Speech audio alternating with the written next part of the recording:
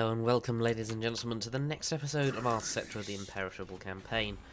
Do apologise, cough is still there a little bit. So we are where we left off, of course. Took Antok and Bagar, Settra and Rakash are sieging Ka-Sabr. One turn left on the siege equipment. Awesome. Nice. So, what else can we do this turn? I'm tempted to upgrade one of these two provinces, probably Bagar, as it's reasonably further away than any of the others. Can upgrade the growth building in the Springs of Eternal Life. Anything else? Send events go over here, keeping the public order stable. Any Legions of Legend for us? No? No? Okay. Technology, 5 turns left. I guess that will be a quick end of the turn for this one, then.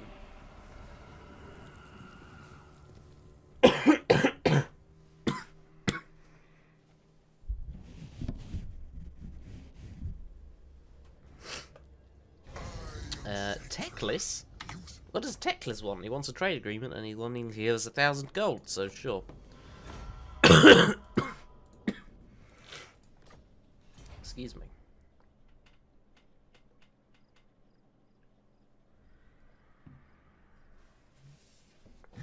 What does Thick Skolson want?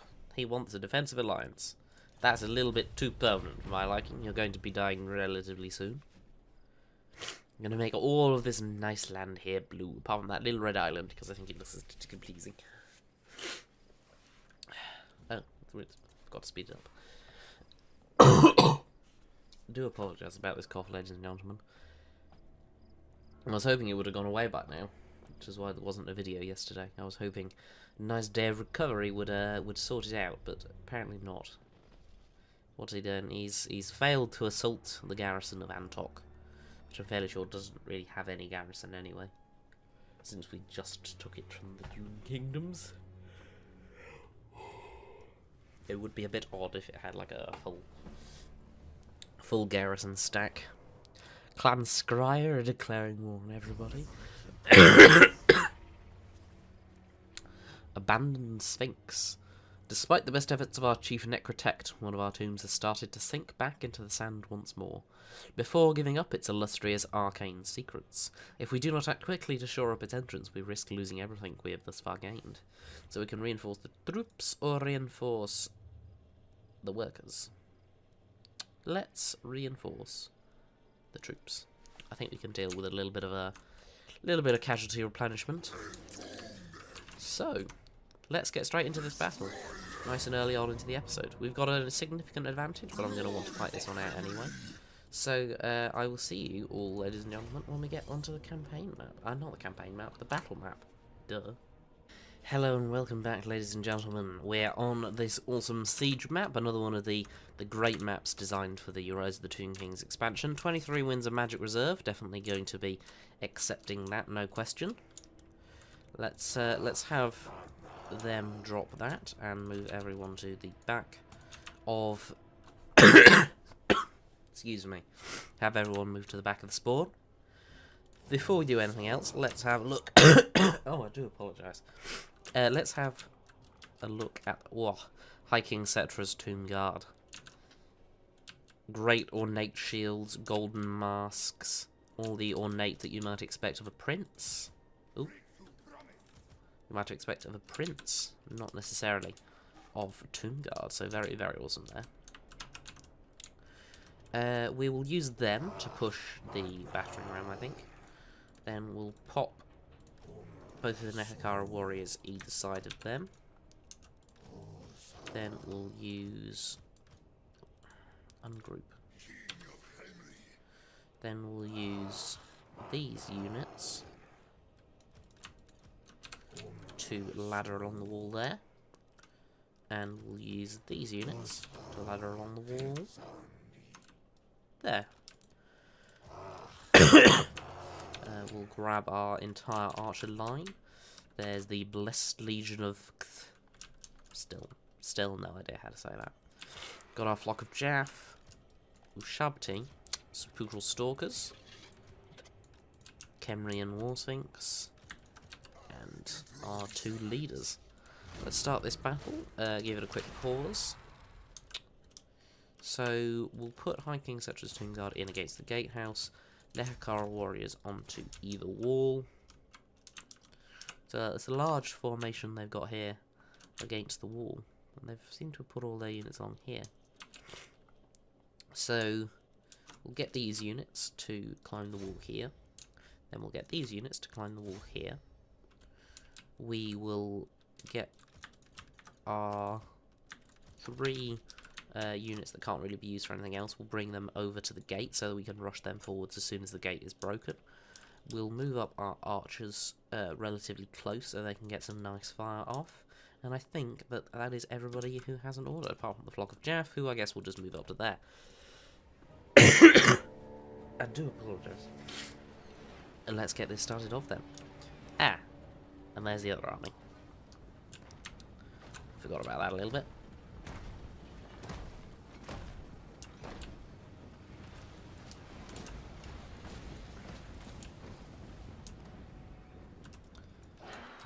We'll fly the Flock of Jaff over here, drop some of these on the wall.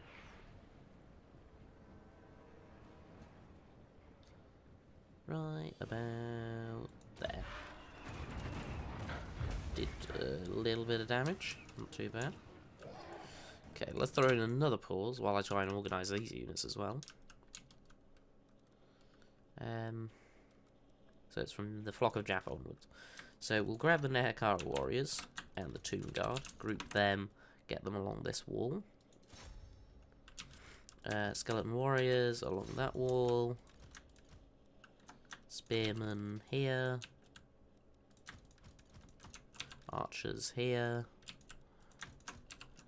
Units here. And carrion here. Anything that I missed? Don't think so. Ah, Ushabti, who just came in. Put them over here as well. Is that everything? No, it's still got a catapult. Which we'll put on the top of the hill here. There's our sepulchral stalkers. Throwing a few shots. Look really awesome. Let's just slow it down for a second, see if we can get a nice shot in of them.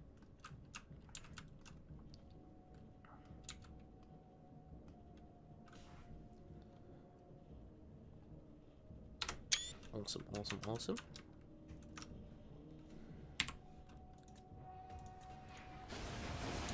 Okay, looks like our Tomb Guard have made it to the walls. Suffered a few casualties, but nothing that can't easily be fixed. There's our carrion. Where's our Flock of Jaff? They're over here as well. Excuse me. Let's grab them and move them there. Our archers are firing in against the enemy here. I'm going to go in and get another shot, because I am just loving the camera for this game. We'll wait for the Blessed Legion to start firing. Come on, fire your bows. Really hope they're in range. They should be, since he just got, like, completely messed up. Are they in range? No, they're not. Shoot at those Graveguard then. Have to move up a little bit, it looks like.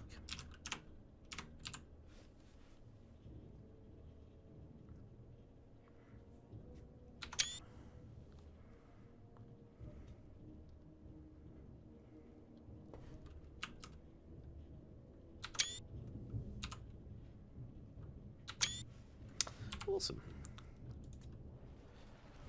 Right, let's start micromanaging. I really shouldn't just be messing around here.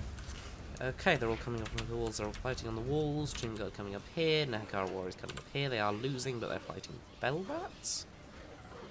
Why are they losing against Felbats? Oh, they're fighting some Graveguard as well. I suppose that makes a little bit more sense. These units here still marching across the sands. The unstoppable is the word that I was looking for there. The unstoppable march of the Tomb Kings. Come on. Hiking Settra's doing that. Nearly there. Start breaking down the walls. We might actually be able to do something with our monstrous constructs. 2 units of Shabti, sepulchral stalkers, our leaders as well. What are these archers doing? Can you just move back, please? I told you to shoot at the Graveguard. I didn't mean chase them to the end of the earth.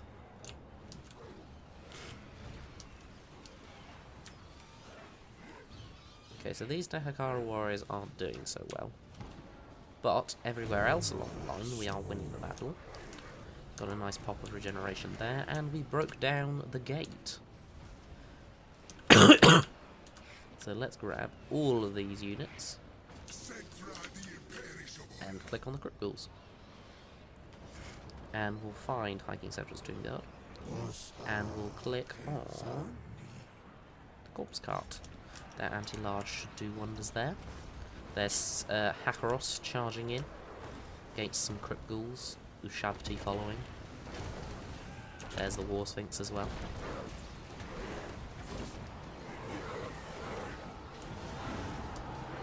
Should absolutely destroy these units.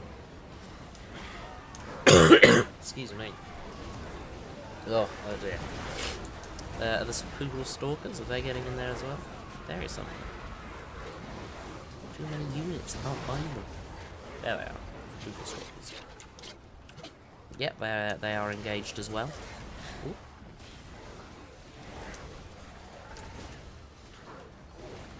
Getting a little bit laggy, but hey, that's the price you pay. Grab all these units, click on those crypt ghouls. Grab all these units, click on those crypt ghouls. Just a square of bats. Hell, bats are the stupidest unit that's ever been put into this game. Let's have our carrion and the flock of Jack kill them. Sure, that'll work. Don't see why it shouldn't. Carrion should be stronger than the Felbats, I imagine. I hope so.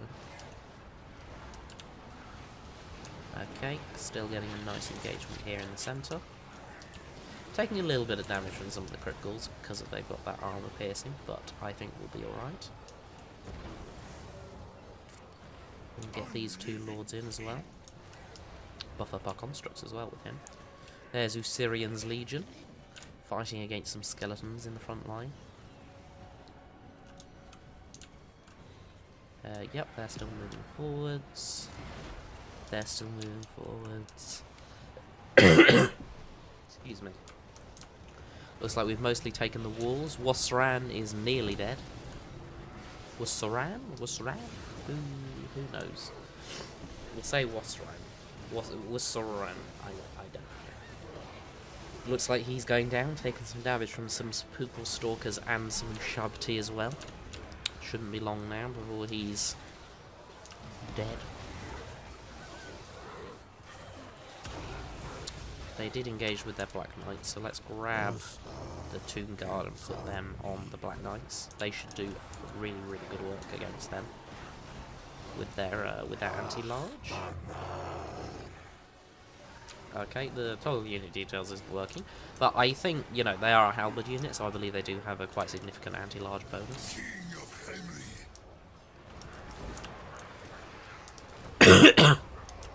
Enemy Lord is wounded, all of the units are disintegrating, and there they go. We have won the battle. A decisive victory for Settra and Rakash. Let's end this battle, have a quick look at who the MVP was, and then I'll leave you to get to the campaign map. 182 kills on that unit of Nehakara warriors, closely followed by 81 on that unit of Tomb Guard. So, thank you for watching that battle, ladies and gentlemen. A massively decisive victory, barely lost any units, and I will see you all when we get back onto the campaign map. Hello and welcome back, ladies and gentlemen. 1912 gold gained in loot. Settra's got up to rank 14, and we didn't lose a single unit. I'd call that a successful siege. We can sack it for 11,000 gold, so we'll definitely be doing that. Rakash has got a magic resistance item. Settra has completed his kill 1,000 enemies in battle, and now he can fight the Blessed Blade of Batra, versus Gerhardt's mercenaries, which is definitely going to be an interesting fight. Let's occupy it with Rakash, and we've secured the Shifting Sands. Let's take a quick gander over to Rakash. Give him hard to hit. Ropfaras will give him his last ability in his tree. Settra, we can give him his Kemrian War Sphinx now. Looking really, really awesome, as usual.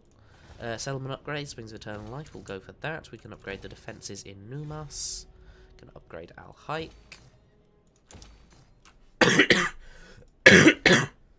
Can upgrade Sorcerer's Islands. Martek. Repair the building in Ka-Sabr. Commandment available here. We'll go for the Worship of Asaph. Get rid of some of that vampiric corruption and improve the public order. So let's end this turn and see if we can't do anything in the next couple of turns. Massive amount of population surplus, of course, that we were just going through. I believe this is... I'm never sure when the population surplus notification actually comes in, because I'm getting it this turn, even though I feel like these are the provinces that I upgraded last turn. So, I don't know. Karak-Zorn, trade agreement? No, we're going to be killing you very soon. Because I think that they have exotic animals. Possibly in the main province. Possibly not. And if not, then we'll have to maybe look a little bit further afield for our exotic animals. Because I do rather want those Venom Knights of Asaph. Those are going to be a very, very powerful addition to our army. Excuse me.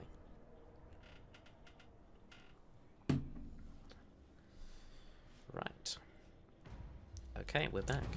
Judas Priest. Ah, this is the same thing again. We'll just bury him because we're not using any actions or anything like that. Okay, there's Karak-Zorn. No, they've got golden idols there. Is it the Lost Plateau which has exotic animals? No. Oh, Mount Arachnos has exotic animals. Ah, that would be the giant spiders. Lovely. Rakash is here, Settra's here. Let's move Settra over to Karak-Zorn, see what the garrison is looking like, see what the army is looking like. We'll move Rakash down to Antok. Settlement upgrade Lashiek, sure. Go for that as well. Buy the Panther. And end the turn. Awesome. Go through these relatively quickly, always good. Grimgor is still roughly on equal power level with us, which I'm not super happy about, but it is sortable. It is doable. Techless wants a non-aggression pact, but they want money, so that's obviously not going to happen.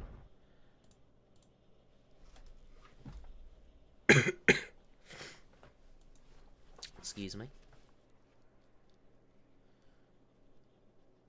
Yeah, we got a massive power advantage over Karak-Zorn, so I imagine we'll be able to do that relatively easily.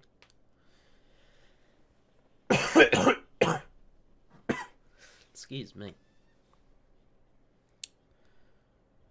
Anything particularly interesting happening in the end turn? Doesn't look like it. No notifications of anything. Just boring factions doing boring things. And there we go, it's our turn again. Excuse me. Okay, we've got a brutal business now, weapon damage for everybody. Hakaros has gained a point, we'll give him his skeleton chariot. Who is this? Ironclaw tribe. What do they have here? They have... What is this? Is it a defensive alliance? I don't know. Let's move Ratik to Galbaraz. And how's the population surplus doing? Fine. Let's move Senutormen to Agral Migdal. And then I think possibly what we're going to do is go against Grimgor and his allies. Let's keep moving Settra up. We'll move him just to the edge of our territory for this turn. So they have got a full stack in Karakzorn, and they've got, it's actually quite a small garrison. So I imagine we could probably do this with Settra's army. But it might be a good idea to involve Rakash as well. So maybe then we could just auto-resolve it, get it done fairly quickly. So that is probably what I'm going to do. I'm going to declare war on the Ironclaw tribe, take Grotty Mingol, secure the southern Badlands, then maybe push forwards, get Death Gorge, maybe the Dragonhorn Mines. Probably not the Dragonhorn Mines, as that's a little bit too far north, but Death Gorge, certainly.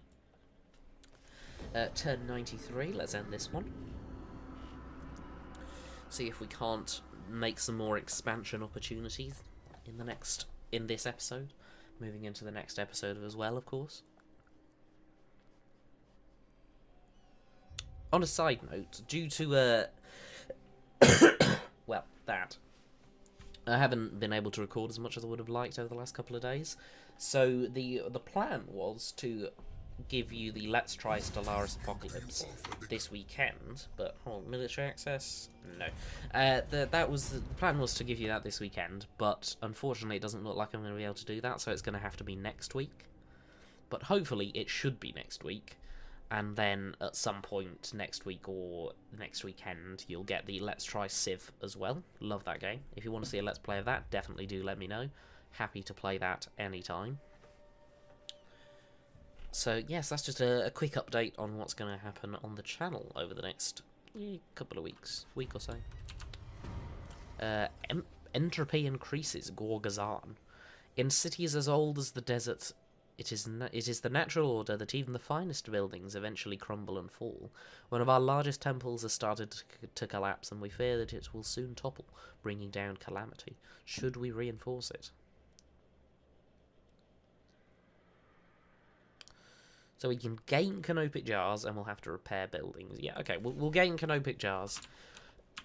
And we'll repair buildings in Gorgazan. It'll be one turn to complete them, so not exactly a huge investment on our part. Let's grab a quicksand swamp here, and scorpion nest. So let's declare on Karakzorn now. What can the Dawi do for you on this fine? We will declare war on you. So we'll keep moving up Rakash and Settra.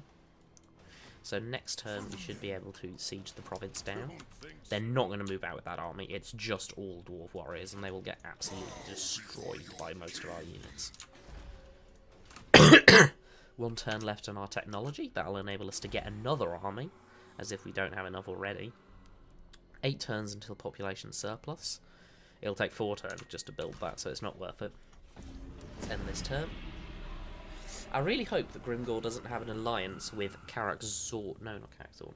Arachnos. Because I'll probably just declare war on them as we move our way forwards. So, if we have to fight Grimgor early, that wouldn't be so good. That isn't really what I was planning on doing. There's Ratik's army moving up. Okay, there we go. Excuse me. Rakash is now a taskmaster. We've got a population surplus in the Shifting Sands. Shifting Sands? Which one's the Shifting Sands? I don't remember off the top of my head. I'll have to have a look. I think it could be Ka-Sabr in that area, where the June Kingdoms used to be. Yes, so we're at war with Karakzorn. As far as I'm aware, we're not at war with anybody else. I mean, we might be. But as far as I can remember, we're not at war with anyone else. So, should be good. Arachnos, we've got a significant power advantage. I think we're still roughly even with Grimgor, which doesn't make me hugely happy. However, it's unlikely that Grimgor will have any armies down here, as he's usually focused up into the north of this map, fighting against Karazakarak and Barak Var and all of the dwarven factions there, possibly even the Empire, if he's pushed that far. So I don't imagine we'll have to worry about a huge amount of armies for a while. Okay, Rakash is a taskmaster, and we've researched the wisdom of the 4th dynasty. So let's go for Pride and Service. melee attack and melee defense for embedded heroes and Tomb Guard. Not too shabby if you ask me. Let's move Rakash right up to the edge of here and take Settra in. It's a pretty even balance of power, so we'll grab 2 constructions. and have that battle next turn. Ka-Sabr, yes, this is the Shifting Sands. Ka-Sabr, we can upgrade that. What can we do here? We've got the gemstone mine, so let's grab a growth building in Bagar. Upgrade the income building. Keep moving Senu to Men forwards. Keep moving Ratik forwards. What I might want to do at some point is bring Ratik southern and bring Settra northwards, and maybe swap over the Tomb Scorpion and Ushabti Greatbow for Settra. That may be quite a nice addition to his army. Let's end this turn. I might have to cut this episode a little bit short, I'm afraid, ladies and gentlemen, but hopefully that'll mean we'll be able to get a little bit of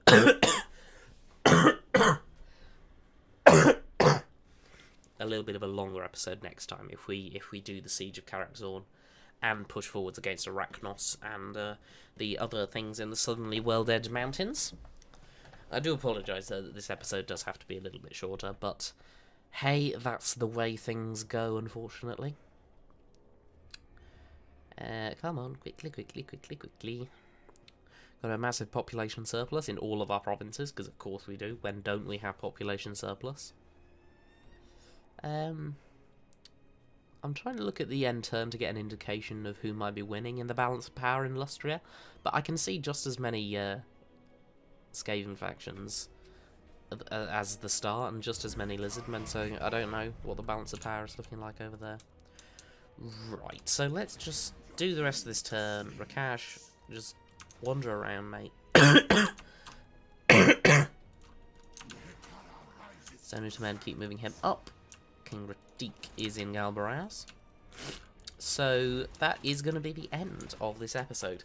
Thank you very much for watching, ladies and gentlemen. If you did enjoy the episode, hit like and hit subscribe. If you didn't enjoy, hit the dislike button and tell me why in the comments. Thank you very much for watching, and I'll see you all next time.